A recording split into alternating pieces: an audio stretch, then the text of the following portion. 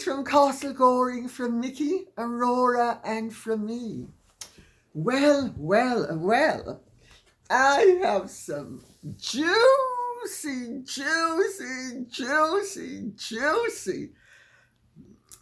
morsels for you. But I am going to have to interweave the juiciest into something else so that hopefully it will pass muster. Let's put it that way. I have discovered one of Meghan's secrets, one of her holds over those she wishes to have in her thrall, at least as long as she wishes to have them in her thrall. And she discovers that they have tastes that are compatible with her direction and her conducting and her use of her conductor to take them to great heights of musicality, shall we say, as she conducts that orchestra to its crescendo. But we're getting there in a little while. We're going to start with Annie Whitmore, who says, "Dear Lady C, I just heard of a Latina maid speaking to another YouTuber describing Meghan as a bully." Gotta be a racist. Meghan a bully? Oh, goodness gracious. Not sweet little Megsy baby. I mean, we all know how much she loves family as well. And such a humanitarian and loves nobody more than her staff. Anyway, let me continue. She claims witnessing MM hitting Harry. She also claims there are no children present in the 16-bathroomed mansion and that H and M don't live either together or there. What are your bongo drums telling you recently, and is any of this correct? MM apparently demanded to be addressed as Princess Meghan and threatened to have maids deported. Well, I'm sure if they didn't give her her rightful rank, because remember, Meghan is by rank a princess of the United Kingdom. And of course her maids must not only call her Your Royal Highness at all times, not just in the morning and not just last thing at night, but all day, every time they speak, Your Royal Highness. And they should not only curtsy, they should kowtow. Oh, anyway, let me continue. That she would have them deported. Quite right, too. If you have power, wield it. I mean, isn't that what the message is that we get from Megsy baby? Wield it. After all, you know, I'm not here to coddle people, but anyway, I will continue. Also claimed is a distinct lack of ablutions on MM's part. What say you to all this? I am kind of expecting you to say you won't comment about material from another channel. However, this new information might be very important, and I hope you won't think me impertinent for asking. Thank you so much, and love to you, the girls, and that wonderful tiara combo. Amazing. Well, so many people have brought it up that it really would be very mean-spirited of me not to comment, don't you think? So I looked at it, and I am going to comment. First of all, whenever I am given any information whatsoever on a subject that I am supposed to be writing about or commenting upon, I do not presume that what I am being told is reliable or accurate. That's the first proviso. The second proviso is, if I don't know the person, I am going to be far more skeptical than I would be if I knew the person. Now, knowing the person and knowing they're reliable doesn't mean that the information is accurate. People get things wrong with the best will in the world.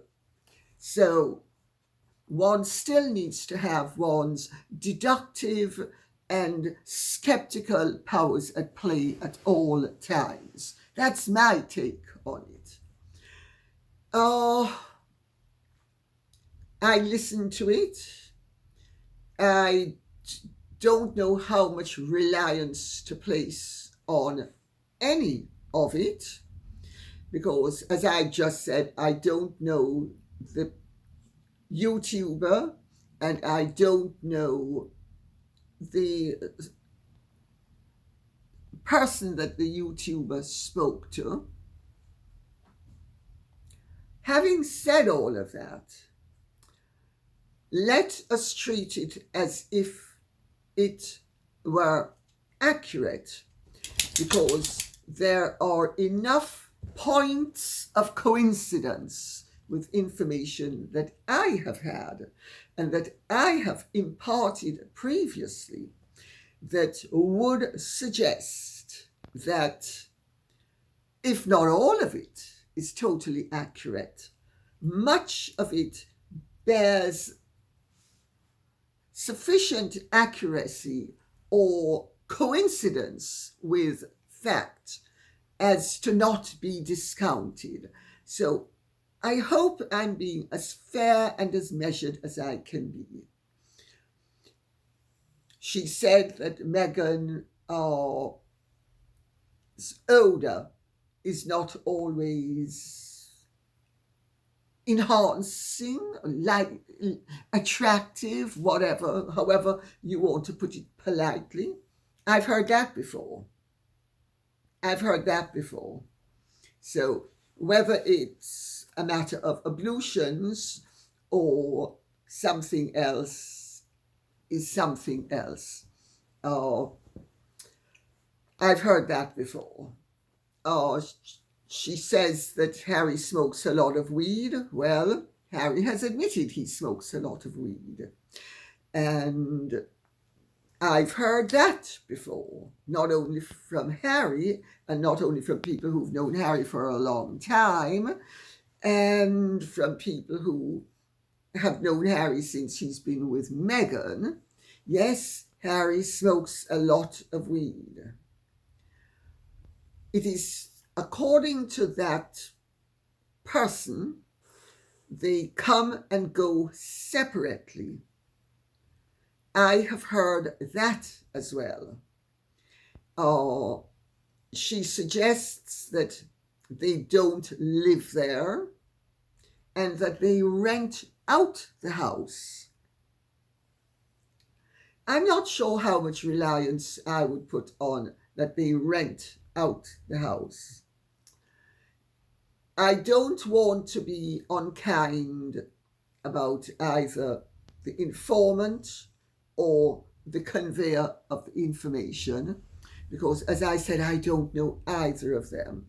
But it is possible that one could be gingering up the other and misleading the other to ultimately disparage the other and cause the other to have gained a reputation for inaccuracy. So that's a possibility too. She said that she deduced that Meghan lived in La Cienega. Well, that's a deduction. Oh, she said the children are, she never saw the children. Well, it depends what her hours are and how long she was there for, etc., etc. She said the house isn't so big that she would not normally be able to see children if they lived there. I know that there are many people who have a vested interest in thinking the children don't exist and a wish to push that rhetoric or narrative. I'm afraid I'm not one of them. Sorry. Oh,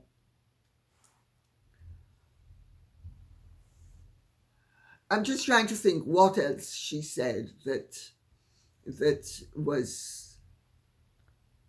Oh, and that Meghan threw her engagement ring at Harry, and one of the diamonds fell out, and Harry was on his hands and knees searching for it, presumably, or suggested that they didn't want the staff searching for it because the staff might pocket the lost diamond, and that Marcus Anderson is around quite a lot. But that I've heard as well, and I have certainly suggested in the past that Meghan is extremely volatile and that Meghan has been known to throw scenes. I'm very careful how I put things because I am not inviting any speculation or lawsuit. I'm very attached to my money, as I keep on saying, and I intend to remain very connected to it. So I would be very careful about ever making a bold assertion of something like was made in that interview that Meghan pretty much decked Harry. I, for legal reasons, will place no reliance upon it as being accurate. What I will say, however, and allow you to arrive at your own conclusions, is that Meghan has always been known to give her men a very hard time. She is extremely volatile. She is a drama queen, and she is extremely expressive in many different ways. So I hope you're getting my message. Oh,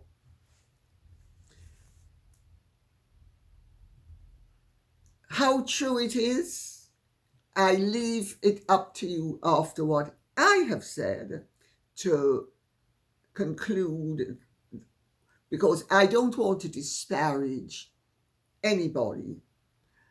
And it would appear that it is a disaffected employee. Now, disaffected employees can lie. They can also speak the truth. And when you have a series of people being disaffected for the same reason, you begin to question whether their disaffection is not based upon a logical and fair complaint against the person about whom they are complaining. Let me put it like that.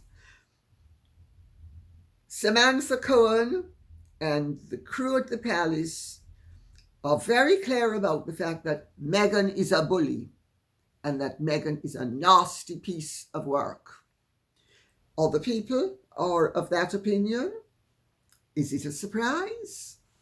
So I hope that answers the question as decently and fairly as I can. Amore says, Lady C, have you heard anything about Princess Kate that you can share with us? Yes, I have. She has been gingerly going occasionally out and about, partaking of a normal family and friendly activities that are not a great strain. Now, I'm going to tell you something. As somebody who has been in the public eye for 50 years, when you're not feeling well, it's really very difficult to function at your optimal capacity. And when you're in the public eye, you have to function at your optimal capacity. Otherwise, you open yourself to criticism. So if she hunkers down and is only doing things that are easy and gentle on her, that's what it should be. Her health comes first. And also, may I make the point that People magazine it's been brought to my attention. This week they've had Meghan and Harry and their wonderfully successful trip in Nigeria on their front cover. And I was sent it and I read it. I mean, people really should be ashamed of itself. But then it's as shameless as Meghan is. We assert we don't need to speak the truth. What we say has to be taken by all you lousy schlumps, and I include myself in that number, as the truth, even though it is patently not the truth. When I stopped to think, 30 years ago, People magazine was such a good magazine. And I used to be one of the people they came to because a friend of mine used to be their London correspondent are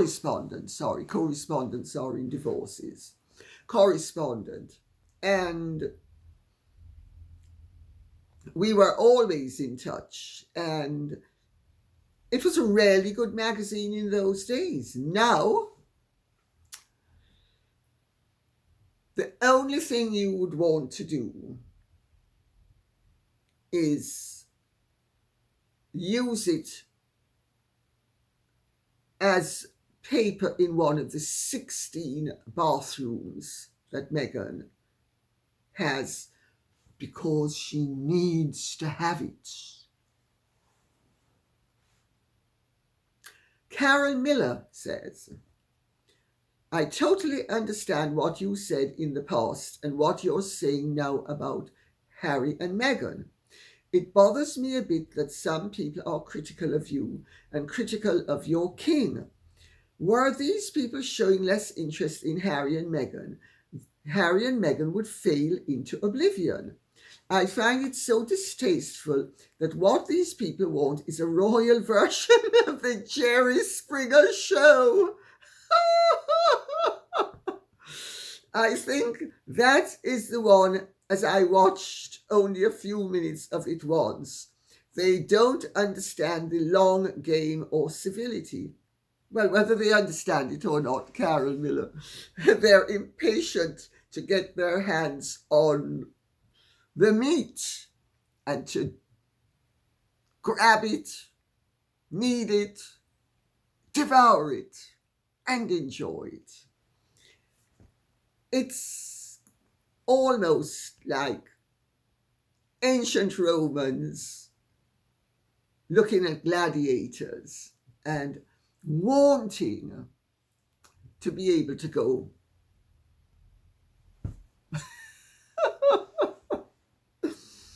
Mm.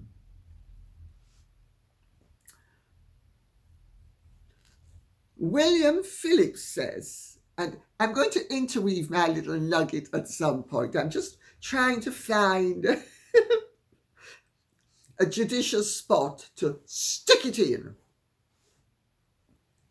Dear Lady C, I think you have been perfectly clear all along about Harry and Meghan's comeuppance, which is taking place before our very eyes! Exclamation mark. Such a relief to see that people acknowledge that. Everything they do is scrutinized, and with commentators like yourself, they cannot get away with anything. Not only me, my dear. What about the First Lady of Nigeria? Harry is showing his true colours, and to be quite frank, he comes across as being a spiteful, petulant, entitled, self-centred idiot. And she is just a common hustler with as much class as her slug. I love it. They are doomed in every way. I am currently reading your book, which, may I say, is beautifully written and very informative. Thank you. I do try. It's nice to know that some people think I succeed. I also greatly enjoy your weekly videos and the benefit of your connections with those circles. And do please put the tiara on one more time. Lots of love to you and your doggies. William Phillips, thank you so much for all of that. Well, I put it on. You've seen it day before yesterday, so I don't think you need to see it or another one for a while. I hope. One doesn't want to become a vulgarian and a braggart, does one? I have to tell you, what you are describing about Harry is very interesting, because the maid in the Latina maid in the interview with the YouTuber had a great deal of sympathy for Harry and felt that Harry had been totally victimized by Meghan, and that Meghan treats Harry Meghan treats Harry like garbage and enjoys treating him like garbage, which is something I've heard as well. They are getting their comeuppance. And I mean, I'm not excusing Harry's lack of gumption and lack of character, because Harry has stood by and allowed Meghan to commit atrocities against his family, against his nation, against the Commonwealth. Major atrocities? Maybe not. Minor atrocities? Absolutely. Her behaviour has been atrocious. The accusations she has made have been unsustained, they are unsustainable, and they've not been withdrawn by either of them. Oh, he tried to buck past the racist accusation that was made on Oprah onto the press, as if we're all stupid. But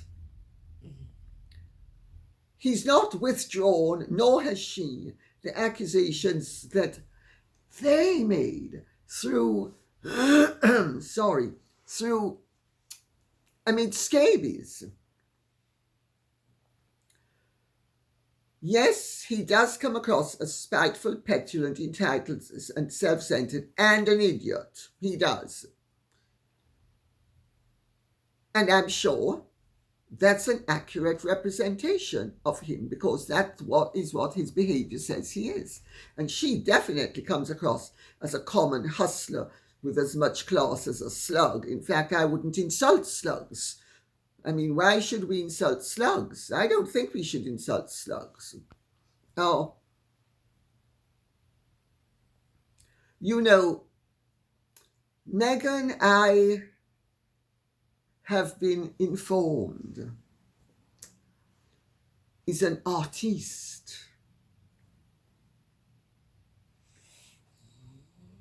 She has been refining the skills of a conductor, conducting the orchestra that is her man to the ultimate pleasures of his tastes. And evidently, she has a foolproof trick that has been a winner with more than one of the orchestras that she has conducted, because she knows how to use all parts of her body and his to enhance the moment of pleasure to its maximum capacity.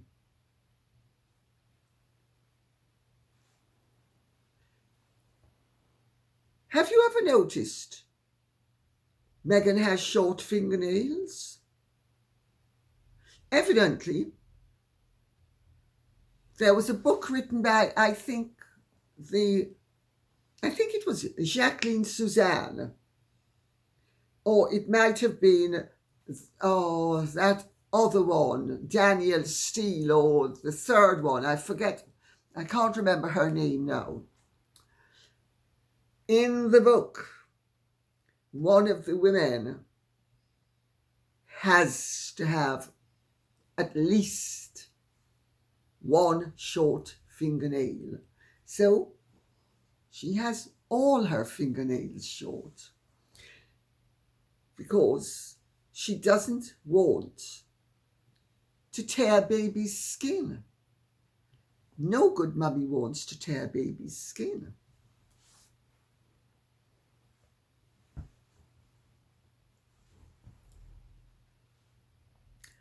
Let us see what Ducky Shacks has to say. Shrouding words like comeuppance and chickens come home to roost was a mistake. Clickbaiting and desire to sell books. Oh, Ducky Shacks, I stand scolded. Oh, I'm going to quiver and quake. The words were interpreted by many that the truth about Meghan and Harry, specifically the children, would be confirmed. Much fallout would still happen as a result. But if the chickens came home to roost, meant there weren't more chickens wandering about. Well, Ducky Shacks, I stand corrected.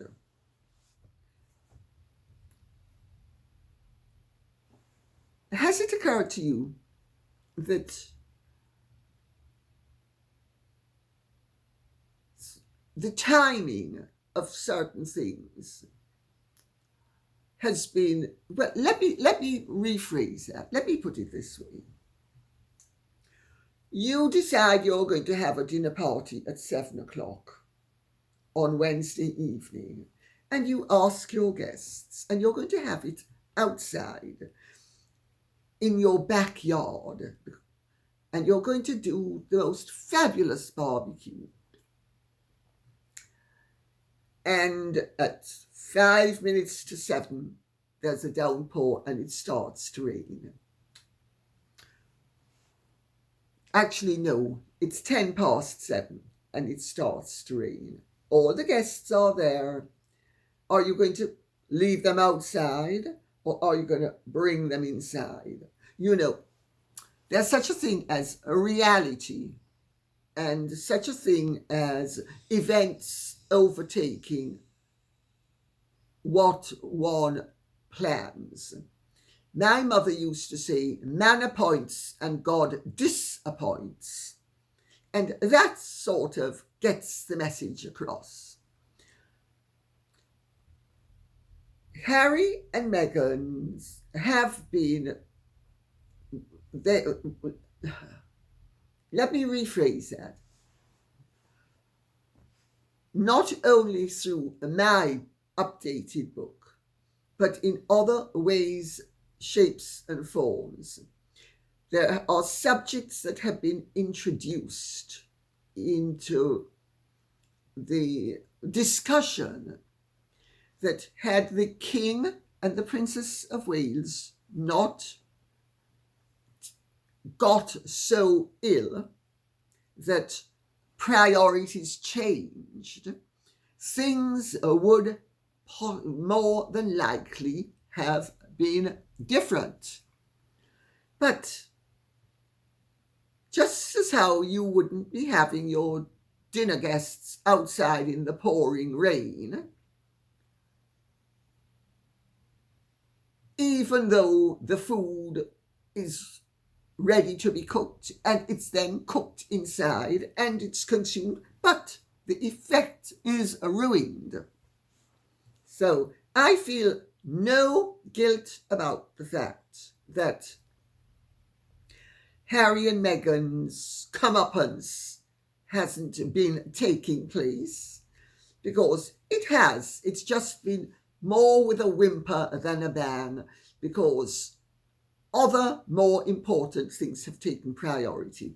The King's health, the Princess of Wales's health, and now the British election.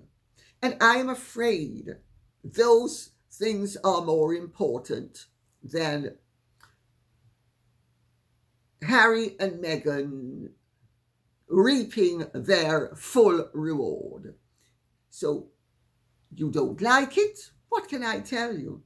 I'm not apologizing for the fact that I did my bit, other people have done their bit, and rain came and the squib was damp. As simple as that.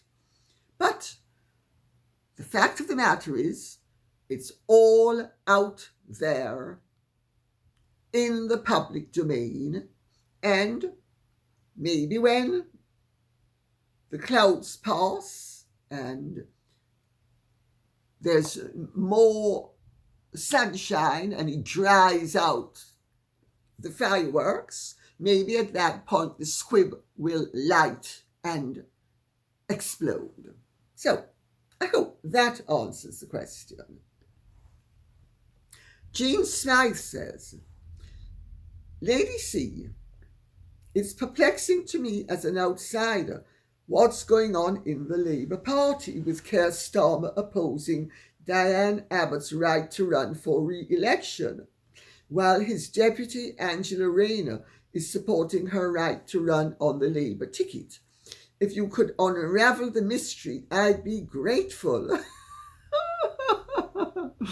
Well, I don't think that's much of a mystery, Jean Smythe, but I think it's more of an opacity. It's really simple. To those of you who don't know, who are foreign, we're having an election on the 4th of July. Keir Starmer is the head of the Labour Party. He's a centrist. Angela Rayner, his deputy, is very left. She's hard left. Diane Abbott was the first black MP to sit in the House of Commons, and she is very hard left. She is a Corbynite. In fact, she and Jeremy Corbyn had an affair in Jamaica in the 1970s when he went there to teach. And I know Dan slightly. I like Dan, and she was wonderful about me when I was in the jungle, and I like her as a person, and we have friends in common. Her political ideas and mine do not accord, but that doesn't mean I don't like her as a person. And I tell you, she has mettle. because she sent her son, notwithstanding her hard left policies, she sent her son to a public school. And public schools, incidentally, are fee-paying private schools in England. They're not open to the public. They are fee-paying schools. So let's say a fee-paying school. And she was very unapologetic about it. She said, sorry, he's my son. I'm giving him the best education I can. And good for her. Well, Keir Starmer is trying to keep Jeremy Corbyn, who is extremely hard left, at bay. And so I think he doesn't want to let in Diane, because then he's worried that letting in Diane will let in Jeremy Corbyn ultimately as well. He hopes, seen off the hard left. Well, Angela Rayner is pretty left, and so she, of course, is supporting Diane. So that's really what's happening. And Diane says she's going to run. And I like Diane. I don't agree with her politics, but I like her. So I hope that explains what's happening. It's politics.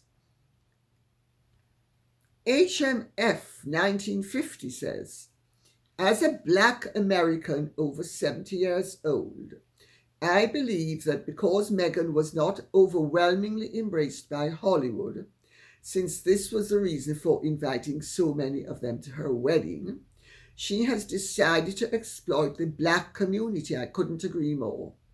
Unfortunately, there are so many Black people who are brainwashed to think they have to be in solidarity with their fellow Blacks because of their race. Couldn't agree more. I feel very sad that Dr. Martin Luther King's words are not more adhered to. Judging by contents of character rather than the colour of our skin is what it's all about. I couldn't agree more. I've read it because I think it is a disgrace when people put tribe before principle. That's why Robert Mugabe was able to destroy Zimbabwe. That's why Zuma and his successors have been able to destroy South Africa. That's why several of the nations who have been mismanaged since independence have not, the politicians have not been criticized because a lot of Black people don't want to criticize other Black people when they're doing something wrong. It's tribalism is what it is. And that, incidentally, is a classical sociological term to those of you who think it is not. It's a classical sociological term. And I'm sorry, if somebody is doing something wrong, you shouldn't be taking up for them just because they share certain characteristics with you. I couldn't agree more. And Yanking UK says, I know you don't like being involved in American politics, but Trump's conviction goes way beyond party politics. So I'd be curious what you, as a very sophisticated and intelligent member of the British establishment, think the ramifications might be. Very good question. And I hesitate to answer it more than cursorily because I really don't want to get sucked into American partisanship and party politics. I will say that John Adams, one of the founding fathers, noted that there was a growing tendency to partisanship in American politics. And if it continued, it would be to the detriment of the nation. And it has continued to the point where, in my lifetime, certainly since Watergate, the United States has been giving serious messages of being the equivalent of Rome in 60 and 55 BC, just before the Roman Republic collapsed as a republican entity.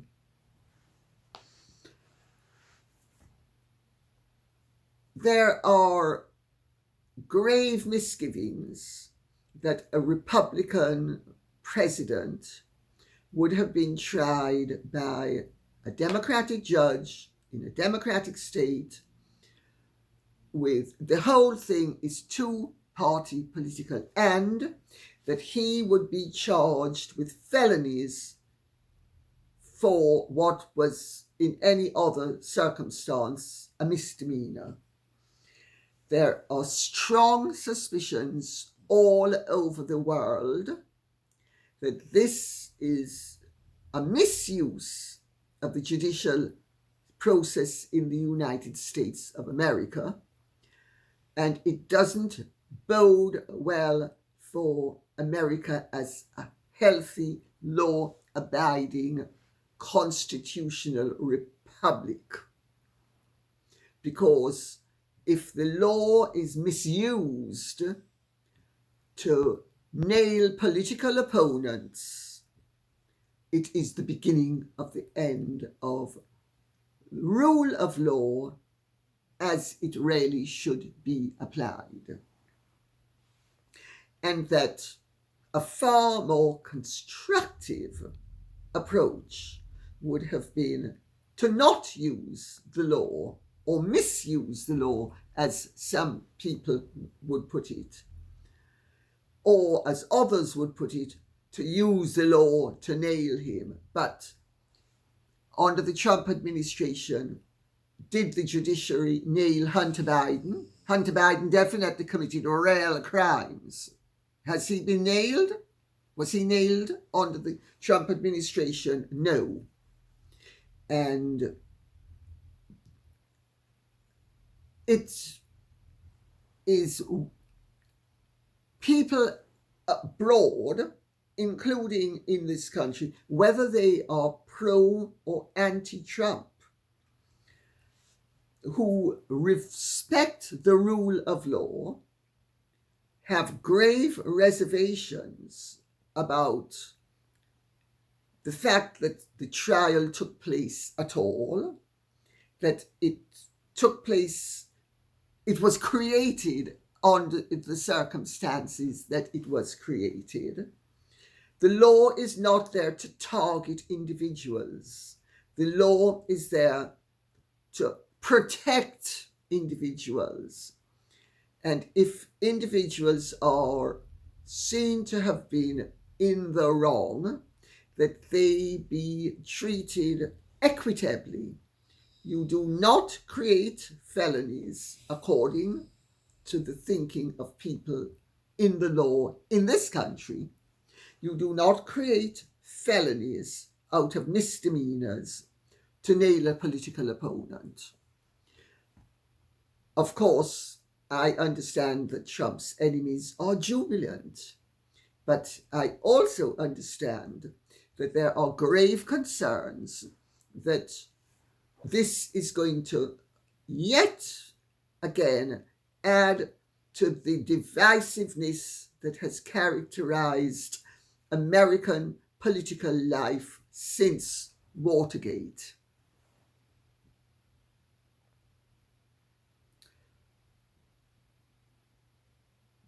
Those are the ramifications.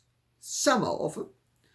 Another possible ramification is, I had some Americans here for lunch on Sunday, and they said that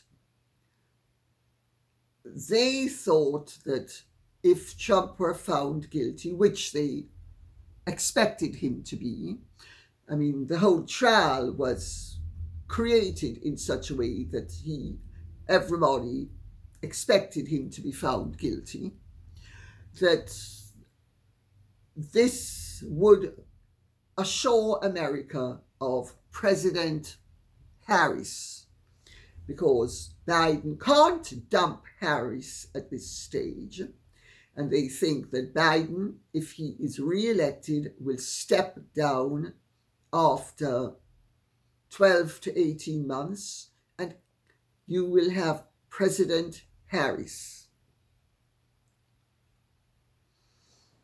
So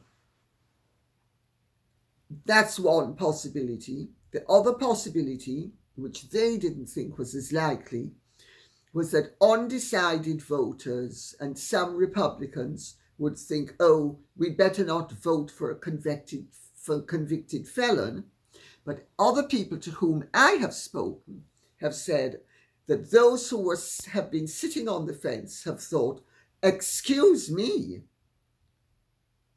how dare you create this situation? And they are going to vote for Trump just to make the point that rule of law should apply to everybody equally, and that a former president of the United States to be blocked from becoming the president again should not end up being convicted as a felon for what was not only misdemeanors, but that have been blown into something else. And this is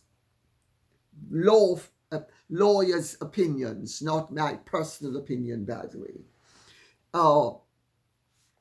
And that by doing that, they have also created the situation where if Trump is not re-elected, it is the first of possible misuses of the law.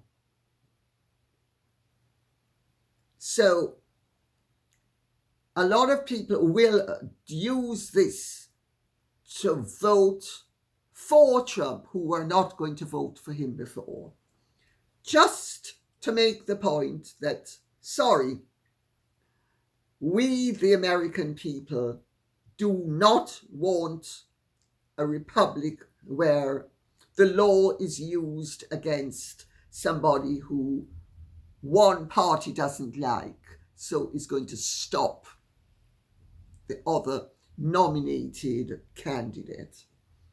So those are the ramifications as have been explained to me. I'm not a fortune teller. I predict nothing. I deeply regret that this is happening in the United States of America, but I have deeply regretted what is happening politically in the United States of America since Watergate, whether it has been the Democrats or the Republicans, whether it has been